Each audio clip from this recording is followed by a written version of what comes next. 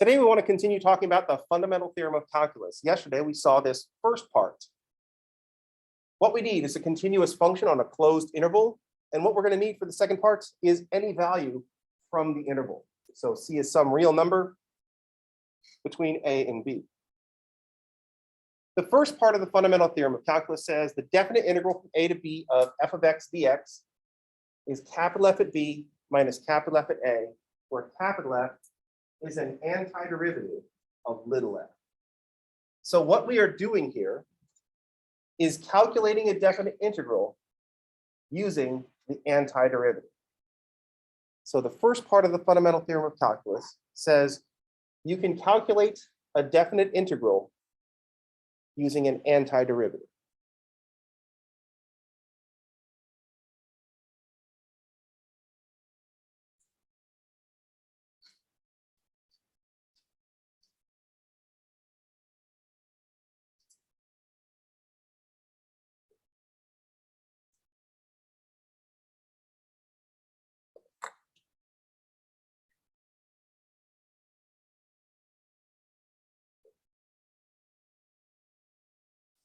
First part of the fundamental theorem of calculus says you can calculate a definite integral using the antiderivative.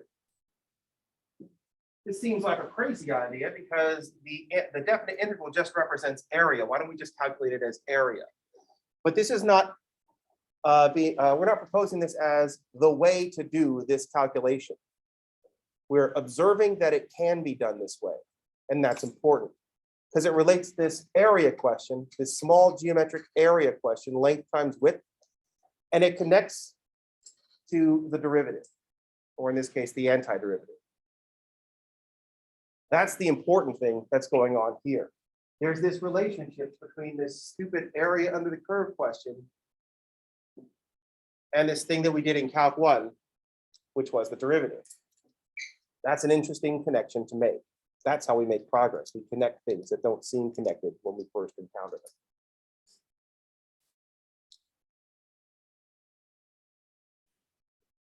So let's talk about the second part of the fundamental theorem of calculus. And it's just going to be this in reverse. Here we're calculating a definite integral and we're using the antiderivative. So the second part is going to construct an antiderivative using the definite integral. So that's part 2. Sometimes he's going the other way around. So if I say capital F, if I define the function capital F this way, it's the definite integral from C to X of little f of t dt. Inside the integral, I want to use t as the variable because I want to be plugging in x. And it's really weird if we take x and plug it into x. I don't know if you've seen the movie Being John Malkovich, but it's kind of like that. I did it once in graduate school. I showed up 3 days later in a field and everything was okay. But everybody was mad at me and they wouldn't explain why. So the second part of the fundamental theorem of calculus says this function, capital F of x, which is the integral of c to x of f of t dt, is an antiderivative of little f.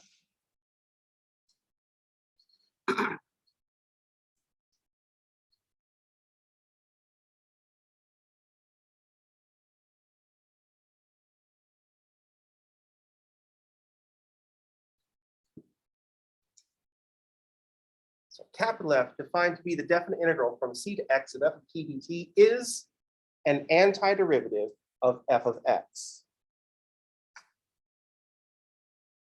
Pause for copying. Oh, I'm not supposed to read that part.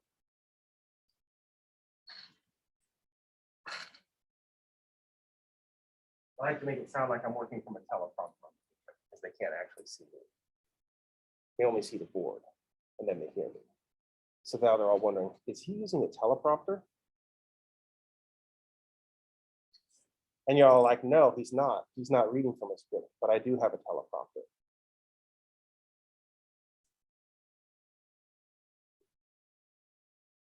I just have to hallucinate the whole thing. I'm just kidding. I'm not hallucinating. I don't talk like that. I'm hallucinating all kinds of other stuff. I'm just kidding. I'm not hallucinating anything right now. At least I think. So go ahead. Well, I can't even confirm or deny that I'm actually sitting in a room with other people talking about calculus. I mean, that's what I'm observing, but I have no objective way of knowing if that's true or not. What if I'm just like in like a straitjacket somewhere, locked up, just like yelling at the wall, math is good.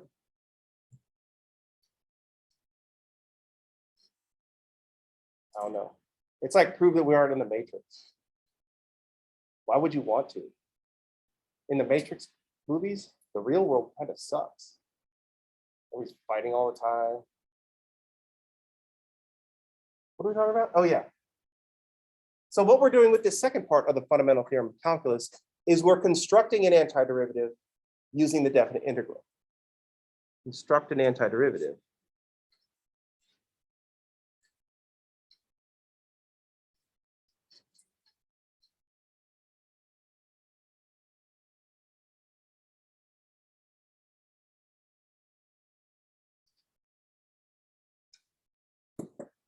And this is a big deal, that we can construct an antiderivative using the definite integral.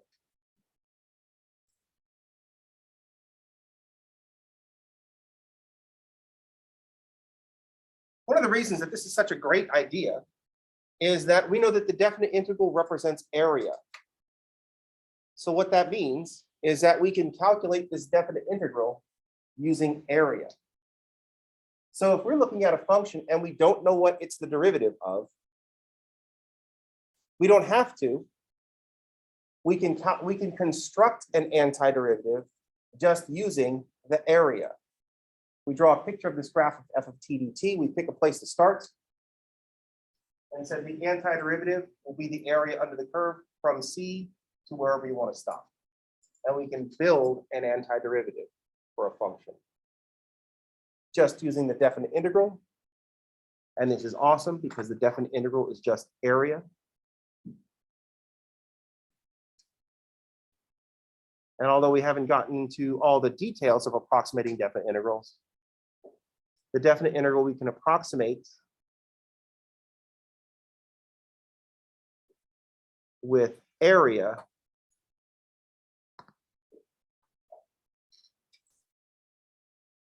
more importantly, we can approximate with area to any degree of accuracy that we want.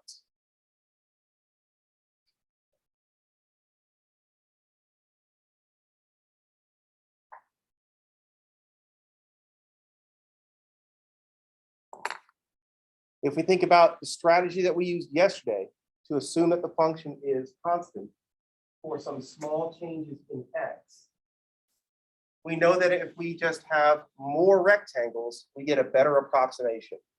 So if we use 10 rectangles, and that gets us accurate to the nearest 10th, and then we just use 100 rectangles, and now we'll be accurate to the nearest 100. Or we'll use 1,000 rectangles, and we'll be accurate to the nearest 1,000. This is just doing left or right.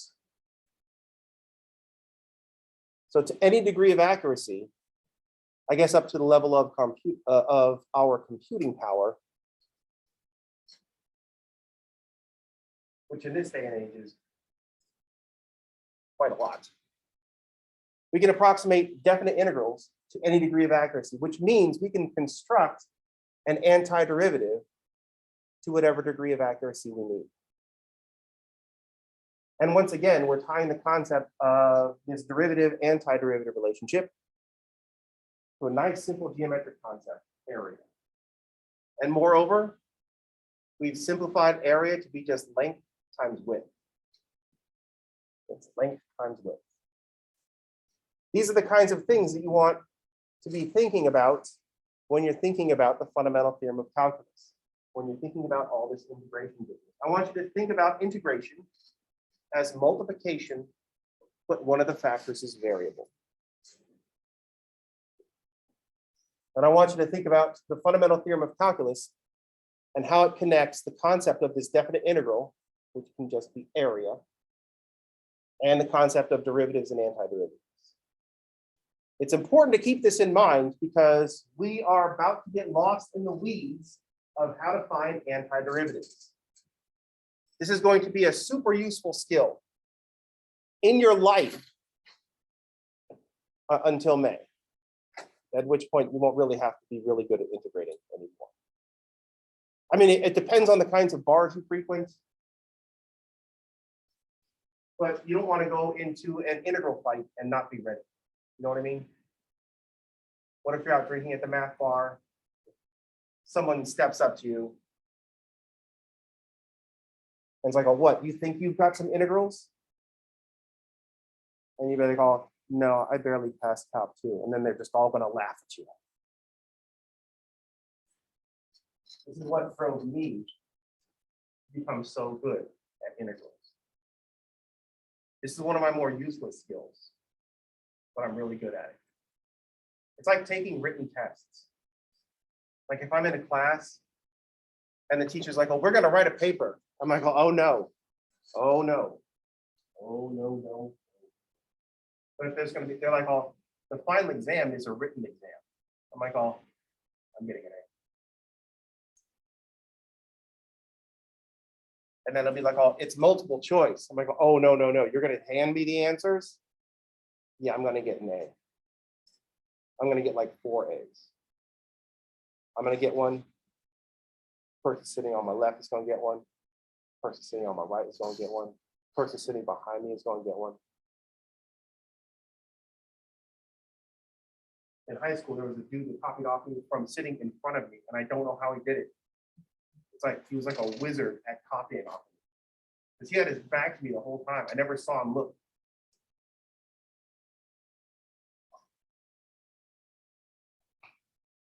I'm just kidding. I always saw him look. But the thing is that the test was the whole period. The teacher would hand him out, and then he would just kind of like sit at the front of the class, and then he'd fall asleep.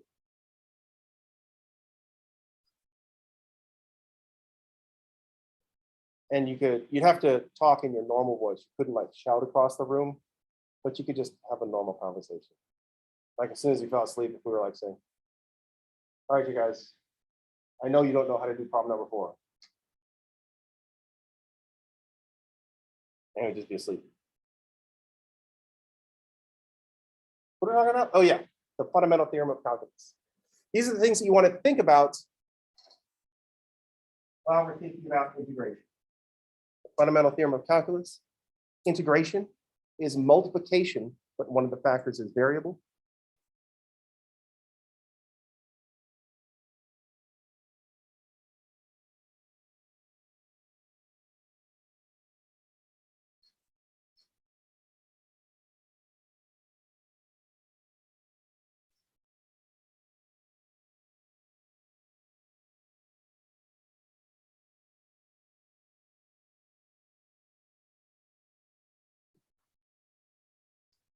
This is an important thing to realize because we're going to look at, we want to be able to look at some applications of the thing that we're doing. The thing that we're going to be doing right now is integration. And the natural question is to say, what's this integration for? If we understand the process of integration, we can see exactly what it's for.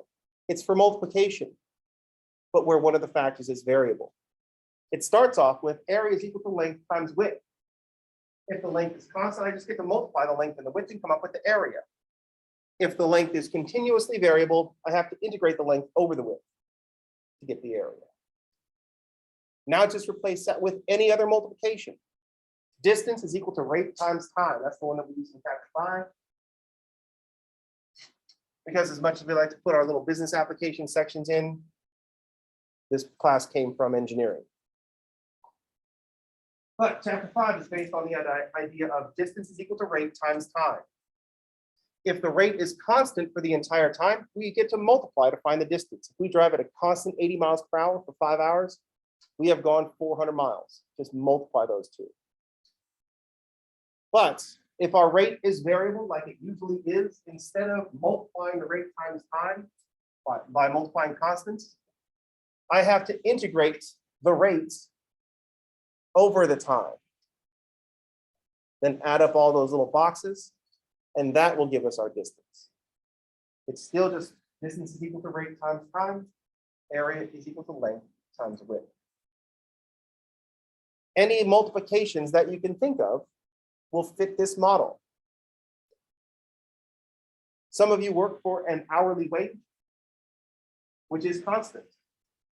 To find out how much the gross paycheck is, you take your hourly wage, $30 per hour. That's the lowest it should be, by the way. $30 per hour, multiply by the number of hours you work. You work 5 hours, $150. If the wage is constant over the time, then you just multiply constants to come up with your total. If your wage is variable, then we can't just multiply it. We have to assume that it's constant for small pieces of time so that we can multiply and then just add up all those amounts. Any questions?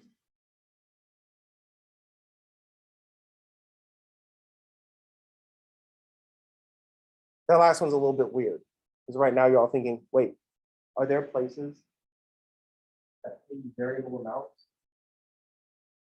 And kind of, yeah, that might even happen. Probably not continuously. You don't have like a continuous function for your pay over time. But if you work overtime, what happens? The value that you get per hour changes. Right? For the first 8 hours, it's constant. And then for the second 8 hours, it's coming in at a higher rate. Any questions? So when can we use integration? Anytime we're using multiplication. Integration is multiplication, but one of the factors is variable. This is how we're thinking about integration. We also want to think about the process by which we do this. We assume that the variable part is constant. Assume that it's constant for some small change in the width, or some small change in time, or some small change in time. I use time on here. And then we drop things back down to adding, and that's where the Riemann sum came in. So integration is multiplication, but one of the factors is variable. And it's based on addition, because multiplication is just addition where everything's the same. How's everybody okay?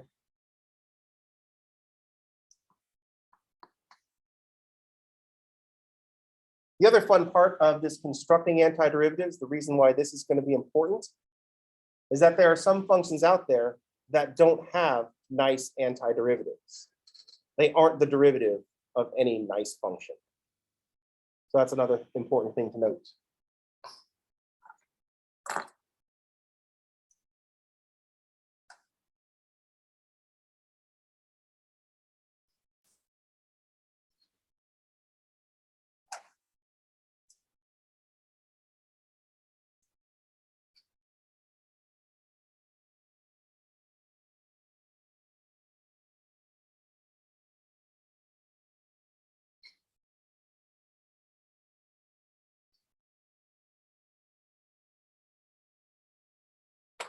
It's important that we can build an antiderivative if we need one, because some functions don't have nice antiderivatives.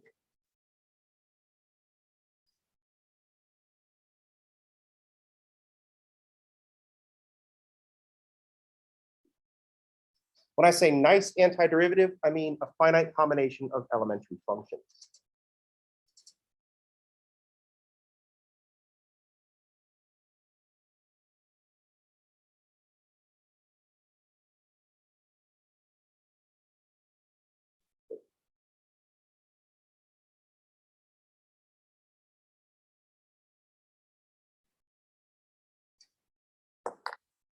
So when I say nice antiderivatives, I mean finite combinations of elementary functions. That means their antiderivative is either an infinite combination of elementary functions or a finite combination of not elementary functions.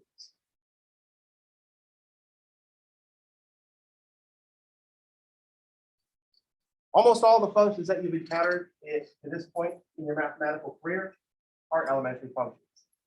polynomials, rationals, radicals, trigonometric, exponential, logarithmic.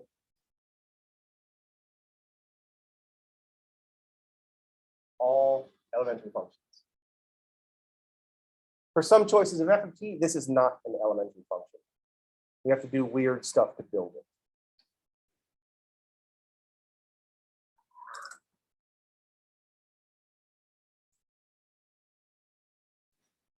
This is an important thing to keep in mind because one of the things that we're doing now is we're going to be spending some effort in trying to find antiderivatives. So up next,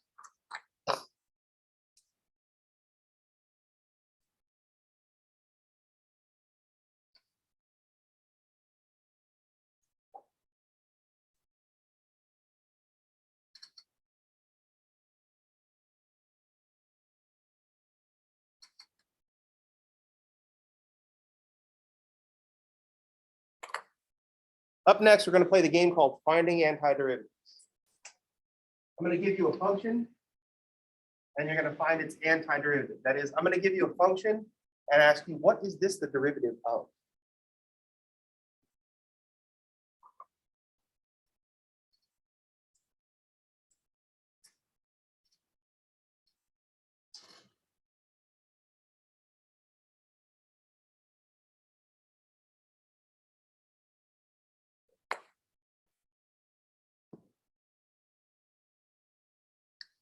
Or if you don't like the preposition at the end of the sentence, you say, of what is f of x the derivative?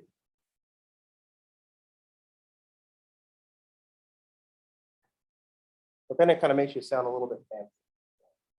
Make sure you say it in your head, not just your regular.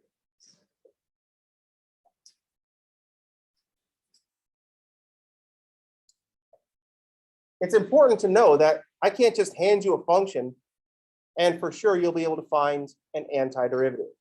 This is not true of derivatives because y'all know product rule, quotient rule, chain rule. There's not a function that I can put together that you can't find the derivative of, and of which you cannot find the derivative. I can't put a function together because you know the big three rules. You also know a big, huge list of base derivatives. So you know derivatives of your polynomial, your exponential, your logarithmic, trigonometric, and so on. You know all your basic derivatives? You got product rule, quotient rule, and chain rule. I can't put a derivative in front of you that you can't find. I can't come up with a function and say find, and you can't find a derivative. Given time and proper motivation. Because if I just gave you a really complicated derivative right now, everybody like, oh, is this worth points? And I'd be like, oh, no. Then you'd be like, oh, darn, can't do it. Which is patently false because you would be able to, I just didn't properly motivate you. But if I'm like, oh, $100 to the first person to find this derivative, that's going to get some of you. Some of you think you're fast at math, and so you'll go for the $100. Some of you are like, oh, no, it takes me too long to do it. And I know that there's someone in this room faster. And then everybody looks over at the person that was in Calc 1 last semester that was finishing the test in like 15 minutes and walking out and making sure everybody moves. You know what I mean? So that would get some people. Or I could be like, oh, $100 to everybody that gives me this derivative. Now y'all are properly motivated. And you're like, oh, do we have to do it by 10 o'clock? I'm like, oh, nope. Just show up sometime with this derivative. I'll be done it all.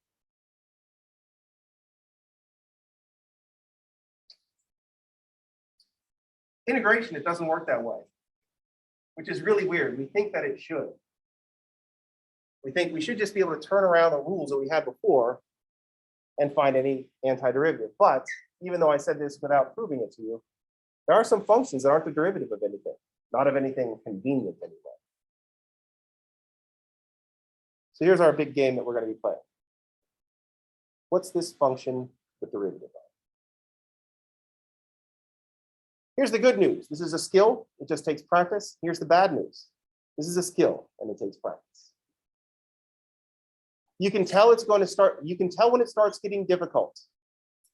Because at a certain point, I'm going to ask you to find an antiderivative. You're going to look at it and you're going to go, ugh, why do I have to know this? As soon as that question comes up, I want you to realize that none of the work that you've done up to that point has actually been work.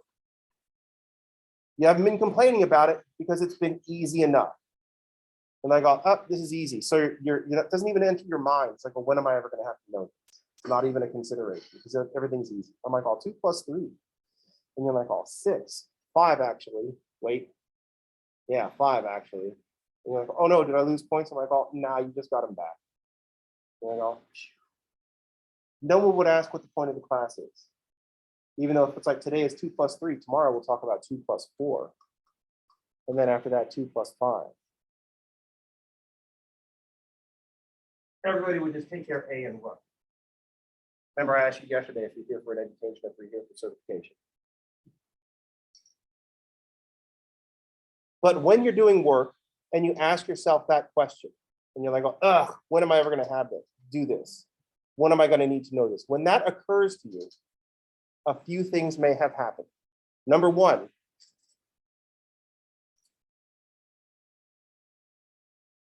everything has been easy up to this point, and you're actually going to have to start working. Number two, you've just been working too long. After 40, like if you've been struggling on the problems, and then at a certain point you're like, oh, why do I have to know this? That's exactly the time to stop. That's your mind being like, oh, dude, knock it off, and let's go do something simple like watch TV. Let's shut off for a while. So just walk away, shut off for a while. I'm not sure how long it takes to restart your brain. I'm very old, so it takes like 57 hours just to restart. But just walk away for like 15 minutes. Stop thinking about it. Come sit down. And then do a problem that didn't piss you off yet. So like you do problem 1, 2, 3, and 4, everything's all cool. You get to problem 5, and problem 5 is the FU problem. Like, oh, no, I can't do this. Walk away. Just walk away. Come back in 15 minutes. Don't come up with 5. Problem 5 made you mad. Just go on to problem 6. So 5, back to you. And then just go on to problem 6. And then start over again. Give yourself some time to build up some more successes. Then go back to problem 5. If it's still making you mad, walk away. But sometimes you come back to problem 5 and say, oh, why didn't I think of that? Because something in problem 6 through 8 subconsciously triggered, oh, that's what I should do in 5. Sometimes it works that way, sometimes it doesn't. Sometimes you're going to have to get a whole extra human. It's like, oh, dude, 5, what the hell? And sometimes that'll be confirmed because your friend will be like, oh, yeah, I know, right? And they're like, okay, we're going to have to find someone. And then so you go around and look for more people. 5, and then eventually one of you is like, oh, 5 is this. And everybody will be like, oh, dude, why didn't I think of that? And that person will be like, oh, I know, right? You know what I mean? Sometimes it takes community to solve problems. That's not just a math thing. So we're going to do this activity, finding the antiderivatives of functions. This is not, don't worry, because this is not something that you're going to be doing in your future career as a fill in the blank. I'm not allowed to look into the future and see what their future careers are. They're like, oh, Leach, you cannot be telling people their futures. Michael, but some of them are so good and funny. And they're like, oh, no. So I'm like, oh, fine. But I have seen enough. You're not going to be finding antiderivatives in your job. Some of you are teachers. I'm very sorry, and you will, but that's the side point. It's not because you're going to be doing this in your job. In fact, that very thought is why we're killing ourselves with so much work in this society. Because everything has to be related to that stupid job. It's like, well, how am I going to use this skill to make some really wealthy person more wealthy? How am I going to use this skill to fend off death? You know what I mean? Don't think of it that way. This is going to the gym. Like you go to the gym and there's an exercise called a lateral raise. I've heard. It just looks like indecision, but you pick stuff up like this. You know, a lateral raise. When am I ever going to pick something up like this? I'm never going to try to grab this tub of stuff. Oh, I need to pick it up. Good thing I did lateral raises. No one does that. You just pick it up using like all the extra levers that you have in your arm to carry it around. But no one ever looks at their personal trainer and says, when am I ever going to lift anything up like this? It happens in math class because you just really don't want to do it. Ultimately, you just do this because, oh yeah, I want to do this. This is acceptable. But when I'm like, I'll find these 10 antiderivatives, you're like, oh, no. I'm not going to be doing that in my future job as a fill in the blank. You know what I mean? All right. More importantly, these are the things that you want to be thinking about while all of this is going on. What do integrals represent? Where do they come from? What's this fundamental theorem of calculus and why is it so important? You don't have to know why it's so important right now. I can't explain it to you in a day anyway. Here's what we're going to start with though. When I write antiderivatives, we're going to write them with integral symbols. But if I don't put an interval of x's here to plug into the antiderivative, this is called an indefinite integral.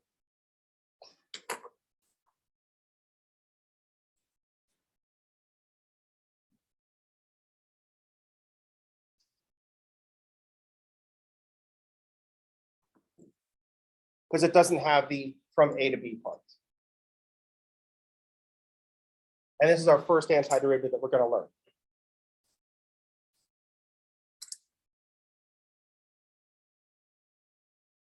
What we're trying to do is the inverse of the derivative process. The derivative of x to the n, we multiply by the exponent, then we subtract 1 from the exponent. So to invert that process, we just do the inverse operations in reverse order. Add 1 to the exponent, divide by the new exponent.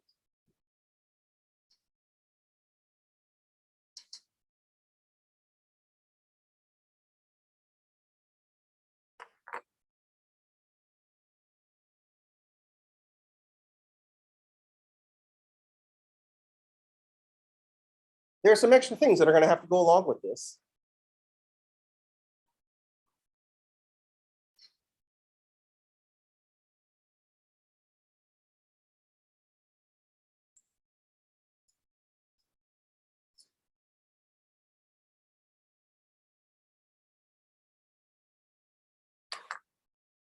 One of the things that we don't know is where the 0 came from. What constant was there before we took the derivative? We don't have any way of knowing that. So we put plus c. There could have been some constant out here that we don't know about because the derivative of every constant is 0. So we can't actually invert this whole process. Because the derivative of every constant is equal to 0. If we invert the process, we don't know where that 0 came from. We don't know what constant was there. We've lost some information. But we know that any antiderivative of x to the n is going to look like 1 over n plus 1 x to the n plus 1 plus some constant. They're all just going to be vertical shifts of each other. But this statement is still not done. Because notice that I've written a denominator with an n plus 1 in it. So when can I not use this if n is equal to -1? Because then we have dividing by 0.